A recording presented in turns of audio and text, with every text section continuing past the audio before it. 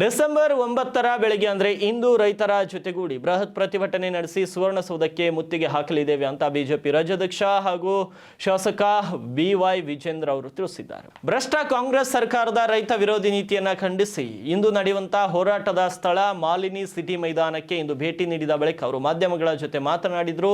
ಬೆಳಗಾವಿ ಜಿಲ್ಲೆಯ ಶಾಸಕರು, ವಿಧಾನ ಪರಿಷತ್ ಸದಸ್ಯರು, ಬೆಳಗಾವಿ ಅಕ್ಕಪಕ್ಕದ ಜಿಲ್ಲೆಯ ರೈತರು ಭಾಗವಹಿಸುತ್ತಾರೆ ಅಂತ ತಿಳಿಸಿದರು. ಇನ್ನು ಪ್ರತಿಭಟನೆಯಲ್ಲಿ ಕನಿಷ್ಠ 20 ರಿಂದ 25 ಸಾವಿರ ಜನ ಸೇರ್ತಾರೆ ಎಂದು ಪ್ರಶ್ನೆಗೆ ಉತ್ತರ ಕೊಟ್ಟರು. ಈ ಸರ್ಕಾರ ಕಣ್ಣಿದ್ದು ಕುರುಡನಂತೆ, ಕಿವಿ ಇದ್ದು ಕಿವುಡನಂತೆ ನಟಿಸುತ್ತಿದೆ ಅಂತ ಟೀಕಿಸಿದರು. ಪರಿಹಾರದ ವಿಚಾರ ಕೇಳಿದ್ರೆ ಕೇಂದ್ರದ ಮೇಲೆ ಆರೋಪಿಸುತ್ತಾರೆ ಅಂತ ಆಕ್ಷೇಪಿಸಿದರು. ರಾಜ್ಯ ಸರ್ಕಾರದ ಜವಾಬ್ದಾರಿಯೇ ಇಲ್ಲ ಎಂದು ದೂರಿದರು. ಇನ್ನು ಕಬ್ಬು ಬೆಳೆಗಾರರ ಸಮಸ್ಯೆ ಇನ್ನು ಪೂರ್ಣವಾಗಿ ಇತ್ಯರ್ಥ ಆಗಿಲ್ಲ. ಕೇಂದ್ರವು ಮೆಕ್ಕೆಜೋಳಕ್ಕೆ 2400 ರೂಪಾಯಿ ಕನಿಷ್ಠ ಬೆಂಬಲ ಬೆಲೆ ನಿಗದಿ ಮಾಡಿದೆ. ಆದರೆ ರಾಜ್ಯ ಸರ್ಕಾರವು ಸೂಕ್ತ ಸಮಯದಲ್ಲಿ ಖರೀದಿ ಕೇಂದ್ರ ತೆರೆಯದ ಕಾರಣ ಮೆಕ್ಕೆಜೋಳ ಬೆಳೆಯುವ ರೈತರು 1500-1600 ರೂಪಾಯಿಗಳಿಗೆ ಮೆಕ್ಕೆಜೋಳ ಮಾರಾಟ ಮಾಡಿದ್ದಾರೆ ಅಂತ ಬೇಸರ ವ್ಯಕ್ತಪಡಿಸಿದರು. ಹತ್ತಿ, ತೊಗರಿ ಮೊದಲಾದ ರೈತರ ಸಮಸ್ಯೆ ಚರ್ಚೆ ನಡೆಸಲಿದ್ದೇವೆ ಅಂತ ತಿಳಿಸಿದರು. ಮುಖ್ಯಮಂತ್ರಿ ಗಾದಿಗೆ ಕಚ್ಚಾಟದ ಕರಿನೆರಳು ರಾಜ್ಯದ ಮೇಲೆ ಬಿದ್ದಿದೆ. ರಾಜ್ಯ ಸರ್ಕಾರವು ತನ್ನ ವೈಫಲ್ಯವನ್ನು ಮುಚ್ಚಾಕೊಳ್ಳಲು ಕೇಂದ್ರ ಸರ್ಕಾರವನ್ನು ದೂರುವ ಪರಿಪಾಠವನ್ನು ಮುಂದುವರಿಸಿದೆ ಅಂತ ಟೀಕಿಸಿದರು. ಇವೆಲ್ಲವನ್ನ ಸದನದಲ್ಲಿ ಚರ್ಚಿಸುತ್ತೇವೆ ಅಂತ ಹೇಳಿದ್ದಾರೆ.